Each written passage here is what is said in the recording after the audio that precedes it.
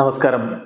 റാഫ്റ്റോക്ക് ഫുട്ബോളിലേക്ക് അവർക്കും സ്വാഗതം. അങ്ങനെ കിലിയൻ എംബാപ്പെ ട്രാൻസ്ഫർ സാഗ അവസാനിക്കുന്നു എന്ന സൂചനകൾ വരുന്നു.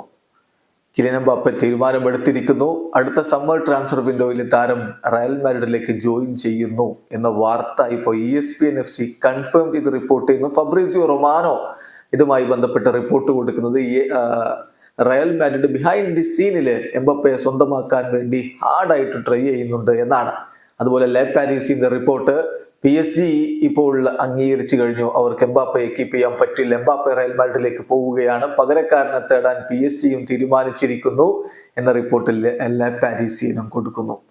ഏതായാലും ESPN FC കൺഫേം ചെയ്ത് പറയുന്നത് ഇങ്ങനെയാണ്: Kylian Mbappe has decided to join Real Madrid once his contract with PSG expires this summer. Sources confirmed to ESPN. ഇതാണ് അവരുടെ റിപ്പോർട്ടിന്റെ കാതലായിട്ടുള്ള ഭാഗം.